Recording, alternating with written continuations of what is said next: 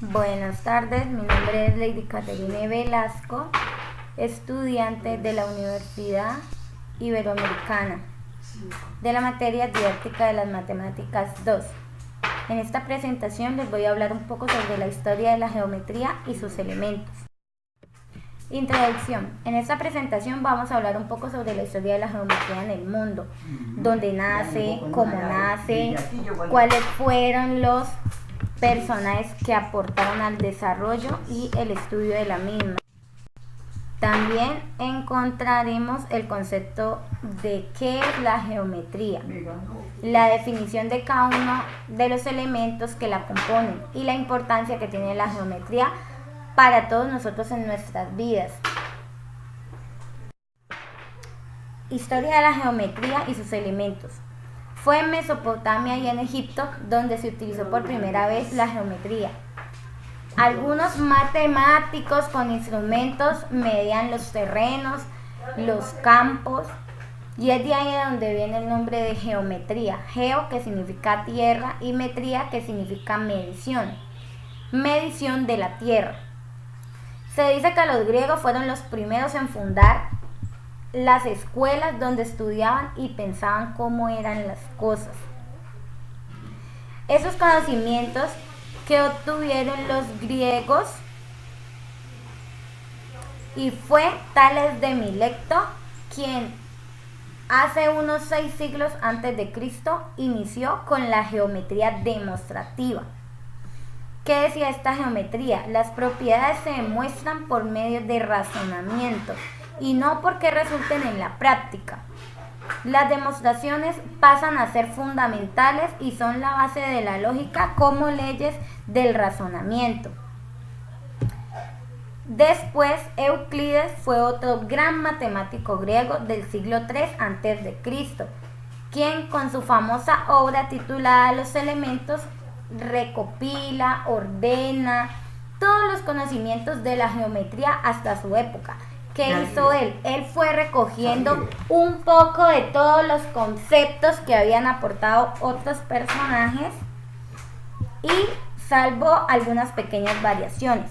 Son los mismos conocimientos que se siguen enseñando todavía ahora en nuestros días, usando un razonamiento deductivo. Parte de conceptos básicos primarios no demostrables, tales como el punto, la recta, el plano y el espacio, que son el punto de partida de sus definiciones, axiomas y postulados. Demuestra teoremas a su vez. Estos servirán para demostrar otros teoremas. Crea nuevos conocimientos a partir de otros ya existentes por medio de cadenas deductivas del razonamiento lógico. Esta geometría de Euclides es llamada la geometría euclidiana. Se basa en lo que históricamente nosotros en la actualidad conocemos como los 5 postulados de Euclides. La geometría euclidiana puede dividirse en dos: la geometría plana, que estudia las figuras contenidas en un plano, y la geometría del espacio, que estudia las figuras que no están contenidas dentro de un mismo plano. Después de que Euclides dio su gran aporte para la geometría, lo dio el filósofo y matemático francés René Descartes, con el discurso del método publicado en 1637. Este trabajo fraguó una conexión entre la geometría y el álgebra, al demostrar cómo aplicar los elementos de una disciplina en la otra. Esto es un fundamento de la geometría analítica, donde las figuras se representan mediante expresiones algebraicas, sujeto subyacente en la mayor parte de la geometría moderna. Bueno, ¿qué es la geometría? La geometría hace parte de las matemáticas, que se encarga de estudiar las propiedades y las medidas de una figura en un plano o en un espacio, para representar distintos aspectos de la realidad. La geometría apela a los denominados sistemas formales o axiomáticos. que se unen respetando reglas y que forman cadenas, las cuales también pueden vincularse entre sí, y a nociones como las rectas, las curvas y puntos, entre otras. ¿Para qué sirve la geometría?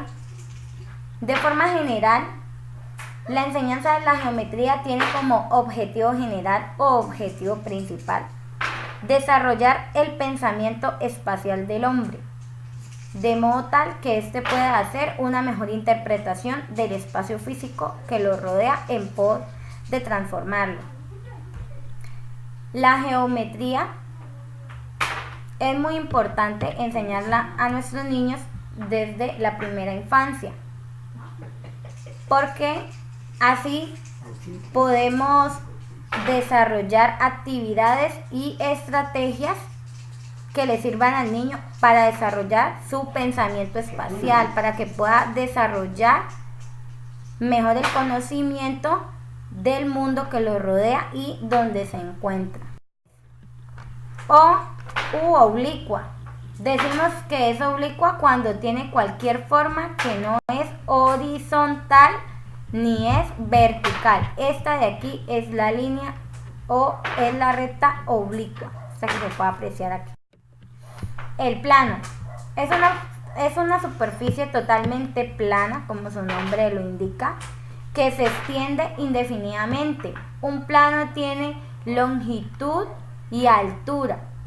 Si nos movemos en un plano, podemos observar puntos, rectas, polígonos y circunferencia, entre otras formas. Un ejemplo está con una mesa de vidrio o la cubierta de un escritorio. Eso nos da una idea de cómo es un plano. Un plano se representa geométricamente por una figura de 4 lados, como lo vemos aquí en esta imagen. Bueno, aquí pues encontramos la bibliografía, que fue de los aportes que yo me apoyé para desarrollar la presentación. Muchas gracias.